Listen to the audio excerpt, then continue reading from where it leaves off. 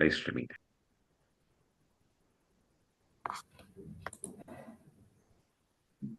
Hare Krishna Prabhu. Dandar Pranam Prabhu. Just a few points from today's lecture, Prabhu.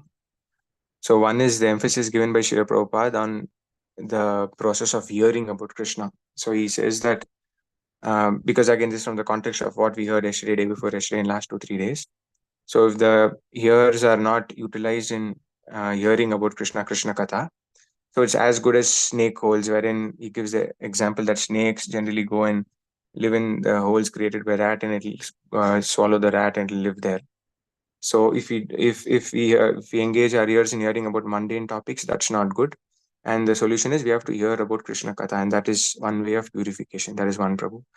And also, he is also Srila Prabhupada is emphasizing the faith in the process of hearing. So that will slowly, steadily purify our consciousness. That is one.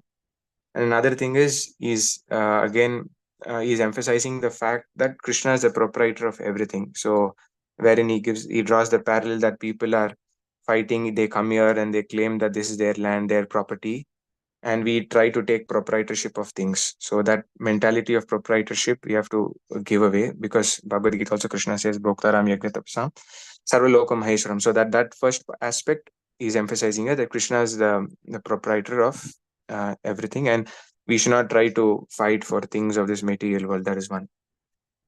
And and Srila Prabhupada also emphasizes that we have to purify our senses, and that is done by hearing about Krishna, chanting about Krishna, and like chanting and what do you say, glorifying the Lord, and the engaging our tongue in Krishna conscious activities. The tongue aspect is wherein the frogs, croaking of frogs, is inviting the snakes to come and gobble them up. And similarly, the rising of sun and setting of sun takes away our duration of life. So instead of that, engaging our tongue in talking mundane things, try to engage the tongue in chanting more and glorifying the Lord. Thanks for Hare Krishna. A few points. Hare Krishna. Thank you. Thank you for summarizing.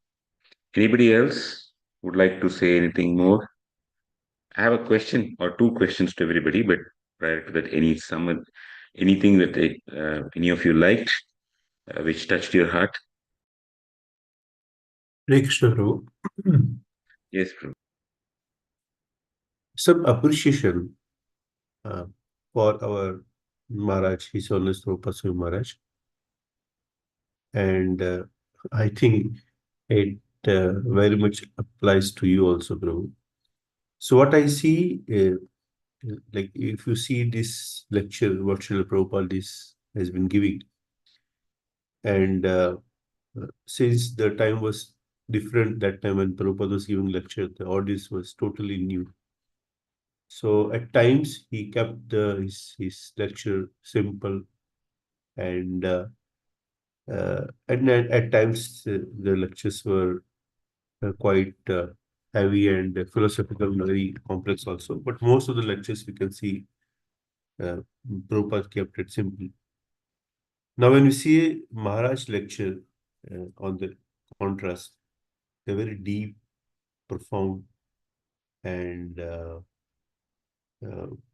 so much of details we find. But we also know that Maharaj actually hears Prabhupada lecture every day. I have seen, like, even while he's taking prasadam, he keeps the recording on and he would hear Prabhupada lecture. And his lectures are very deep and profound. And even if he speak for 10, 15 seconds, it sometimes some points simply touch the heart. It will, can make the whole week. And so one example that we see, so from where he's getting everything, he's getting everything from Prabhupada's lecture, his books, which are sometimes people like me find very simple. So the example which we see is that when there is a flower or the nice fragrance, so ordinary people, they will just smell it and they'll just go away. That's all they can do. But then the people like Maharaj, they are like honeybees who can extract honey from the same flower which I have just smelled and go away. So that is something very wonderful, which I see in the quality of Maharaj, that uh, from Prabhupada lecture, although people like me will find very simple, his books are very simple, but he just gets such a deep, profound lectures, material and which he gives to all of us every day. It's really fantastic. That's what I wanted to say. Hare Krishna. Thank you. Very nice analogy that you brought about. Thank you, Prabhu. Um, just to add to what you said, there are the lectures of Prabhupada and there are the morning walk conversations of Prabhupada.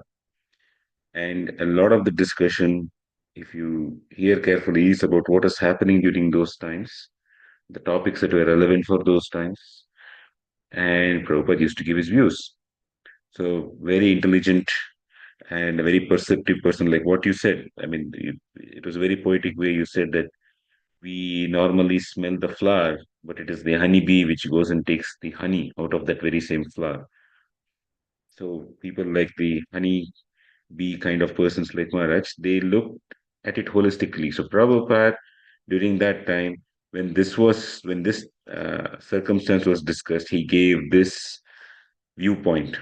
So now what has changed is circumstances changed. Now which viewpoint to give based on the scriptures? So Maharaj is bringing that aspect too. Sharbari Mataji, has you have raised your hand? Can you please tell? Hare Krishna Prabhu. I mean, Prabhupada's lectures, they are really very, very beautiful. I mean, Prabhupada is Prabhupada. He has that direct way of making bold and curt statements. And it's very true. I mean, I find his lectures very, very powerful. Each and every sentence, it may sound direct and it may sound very brief with no explanations, but each and everything what he says, they are actually, I find them to be extremely deep and profound. And I also like his fearlessness, the way he talks about rascals and rascaldom, because basically we all are rascals and whatever is happening is actually rascaldom.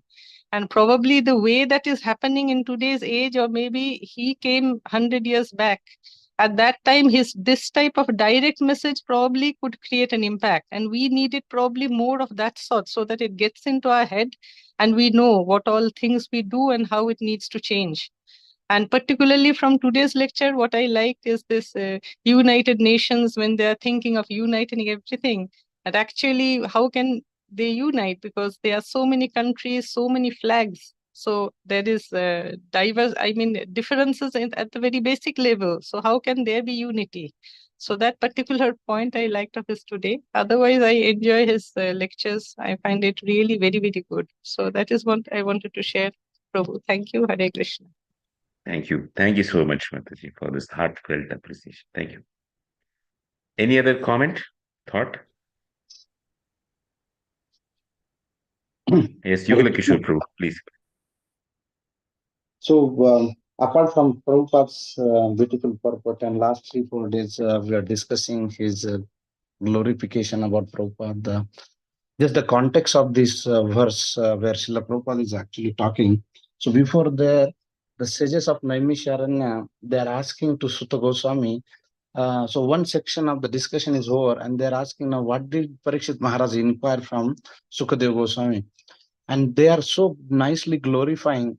And they are anticipating that because Sukadeva Parikshit Maharaj is a devotee. When he was actually even a child, he was playing with the dolls of Krishna. And Sukadeva Goswami is the son of Vasudev. So definition must be related to Krishna. And then in that context, it is actually said that we always hear what is the and what is the Bhagavad Dharma. The Bhagavad Dharma is about hearing and chanting. And that is exactly Srimad Bhagavatam is saying here. So before that, it is said that every day, both rising and setting of the sun, the duration of the life actually is wasted if we are not utilizing our time for hearing the glories about the Supreme Lord Sri Krishna. And they are very much aware that this is what is exactly happened, the discussion now next. And the Sutta Goswami and sages of Naimisharan are very inquisitive to hear that. very eager to hear that.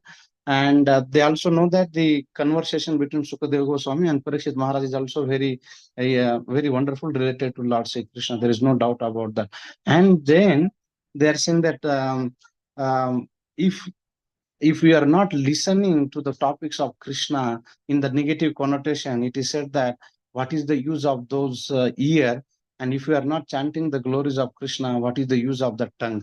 And in that context, actually, the shloka is coming where the ears are like the snake holes, the considered to be the ear holes like the holes of the snakes, and the tongues like the tongues of frog. So it is. This also shows that Srila Prabhupada would always emphasize what is the Bhagavad Dharma. The Bhagavad Dharma is actually on the two tracks of hearing and chanting.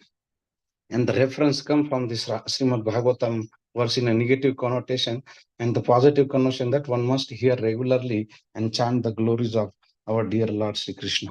Thank you, Professor. Thank you. Rajeshwari Pranmataji, thank you for the very nice context building. Thank you. Rajeshwari Pranmataji, you raised your hand. Yes, Prabhu. Hare Krishna.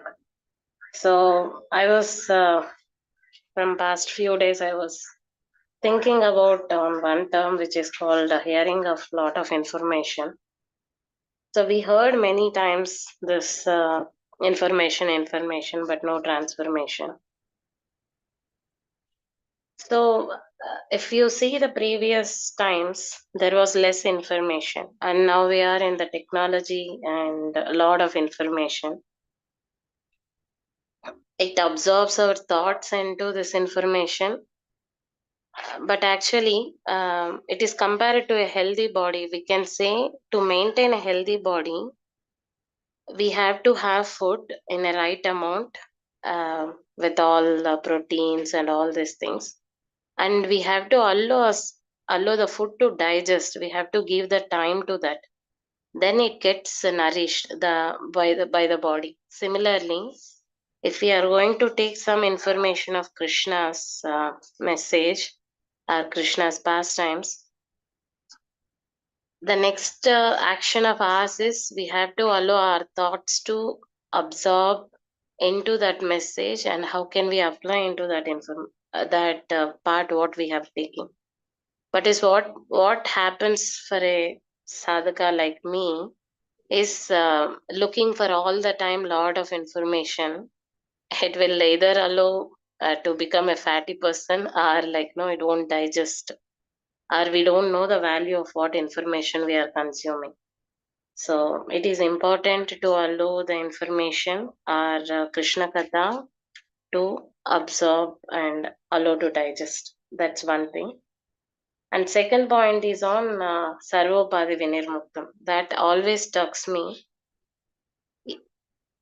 Even though we say that we should, as Prabhupada rightly pointed here, like based on where we born, we try to consume that information.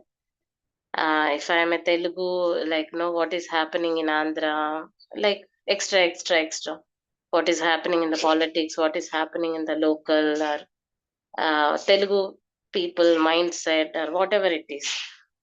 Somehow it is there in each one. If we are not careful, only that comes out through our interactions with other devotees. And even in the association where we mingle, it plays a major role in devotees' interactions. So we should be careful on where we are drawing the lines in our association building up. That's it, bro. Yeah. Thank you for the thoughtful and reflective statements, Mataji. Thank you. Either Lakshmi Narayan Prabhu or Kumarika Mataji, you have raised your hand. Hare Krishna Prabhu, it's Kumarika here. I was contemplating on what Dhirlalita Prabhu brought out. Yes, we hear Prabhupada's lectures, and Maharaj also hears Prabhupada's lecture. But there is a lot of difference. Prabhupada, when he is preaching, he is very calm. He is very quiet. But Maharaj is very See, even when 10, 12 years ago, you told me to start reading Srimad Bhagavatam. So I procured a set of Srimad Bhagavatam 12 years back, and I started reading diligently. And I used to hear that time Maharaj lecture also. I had just superannuated. So I used to hear the lecture and then hear. After hearing Maharaj lecture, something new, I used to understand the purport a little bit. But I used to make notes but after a 12 years gap, again I'm reading the first canto and second canto. We have come up to second canto now, along with devotees. Now the difference I find is that previously Prabhupada's lecture, I used to understand 1%, and now it is going in 10% of what he says in the purports is going inside. So when Maharaj hears the same, he reads the same purports or he hears Prabhupada's lecture according to his realization and his stage of devotion, he is getting 98, 100%. That is the difference, that as we grow and we go back and read the same passages again, then we ourselves little bit better we are able to understand. So his Prabhupada's lectures and purports, as he said, I will not be dead. I will be present in my books. So it is timeless. And as Sarvari Mataji also said, what is happening in this world now, the Ukraine war or what is happening in Bangladesh and all that, if you see, are we not rascals who are